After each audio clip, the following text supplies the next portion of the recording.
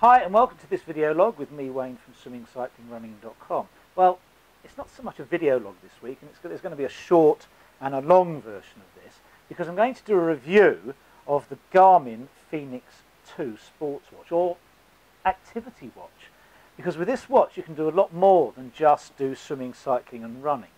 I bought it as a replacement to my 310XT, which has really grown out of date, I suppose, superseded by the 910XT.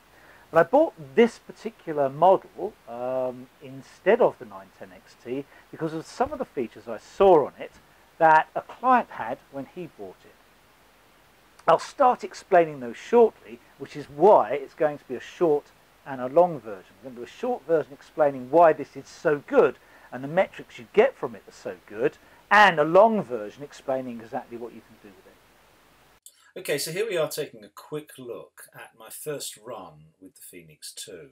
And this was really for two purposes. Firstly, to see how it was, get back into running, because I haven't run for about 3 weeks. And to calibrate the foot pod. And you have to calibrate the foot pod to the unit to make sure that it is accurate when you're not necessarily running in the open, or if you can't get a GPS signal, you can run on the foot pod and get accurate data in terms of your speed, etc.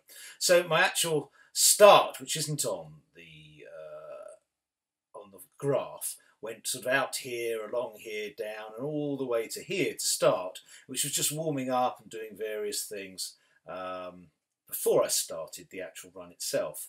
And that was a good warm up for me. So this was just testing out the foot pod and the Garmin unit together.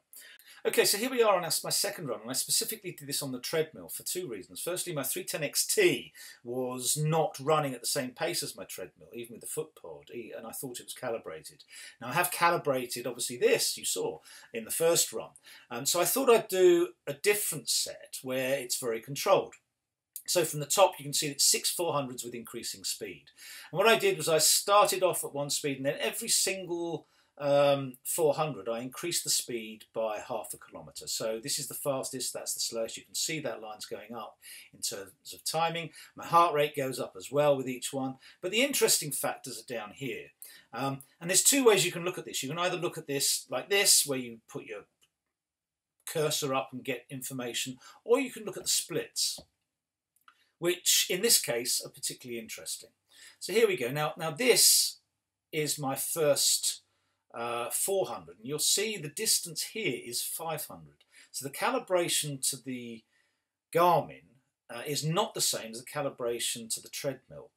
That doesn't necessarily matter so long as I know that it's wrong. And you can see the first one's 500 metres, 490, 490, then 480, 480. So as you get faster, that calibration element is taken into effect, but they're all the same length runs. You can see that's 211, 206, 159, 154, 150.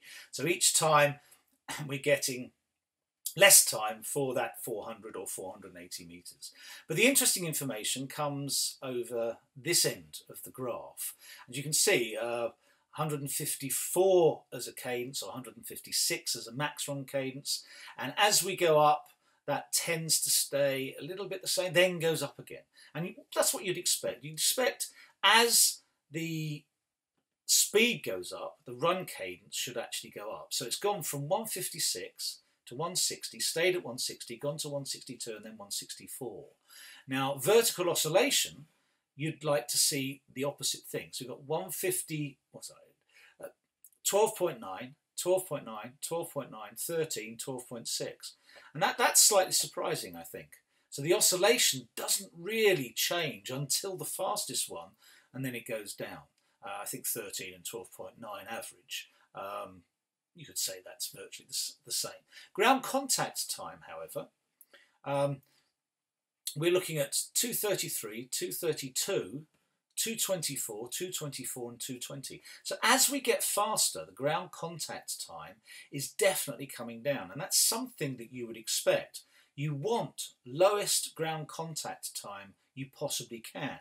And from this, it suggests that to get a low ground contact time, what you need to do is run faster. And that, to a large extent, does make sense. So that's a really useful piece of information from only 2 runs that I've done. Okay, let's have a quick look at this first swimming session I did with the watch. You see, first session back, I've had a 4-week break, and it's a session of mixed drills and strokes. The whole session was 400 metre warm-up, swimming back to front, 4 times 50 metre extended shark's fin drill, 4 times 50 metre pop-off drill, 4 times 100 metre pull on 2 minutes, 50 metre back recovery, 8 times 25 sprint on 1 minute, 2 each stroke, and then 200 swim down. Now that actually adds up to 1,550 metres. So the watch has gone wrong on a couple of areas. You can see the warm-up, it's recognising my backstroke, which is amazing for a watch. And then it goes slightly odd. I think I've pressed it too many times. So it's not recognising a little bit there. And then it starts thinking that I'm doing breaststroke when I'm doing these drills. And that's because the drills don't really follow normal stroke mechanics. So it's confusing the watch. That doesn't worry me particularly. So we've got, first of all, we've got the extended shark's fin, which is an unusual stroke because you're coming forward with your arm to your underarm, then back again, then forward and all the way forward. And then we do 4, 6, 7, 8 and 9 are all pop-off drills, and you can see it's got the time right, but those are 50 metres, and that's where I'm losing my 100 metres that I've lost in these bits that I've got wrong somehow.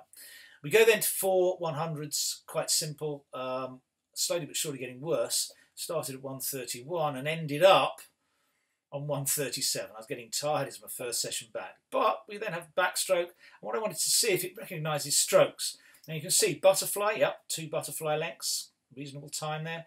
Backstroke.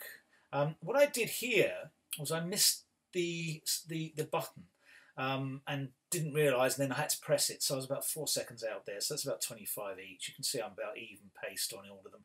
The interesting thing is the last 2 lengths, it's seen me as doing butterfly. Now I don't actually do butterfly that quickly, as you've seen. Well, that's a quick brief thing of those. It does record strokes and efficiency. Efficiency is your swimming golf score, which is your time taken plus your stroke rate. And the idea is to get that as low as possible. Okay, so there you have it. That is the short version, and that's quite long. And the reason is that the Garmin Fenix2 is a very good complex watch that does a lot of things. We will have a longer version out, so we'll do a longer version that shows more of the details and goes more into all of those metrics that you can actually look at. And looking at metrics is the way, or looking at measurements, if you don't like metrics, the word, is the way to improve all of your sports in triathlon. Okay, that's all for this week. I've actually bought something new that I'm going to test out for next week. I'll see you then. Keep well.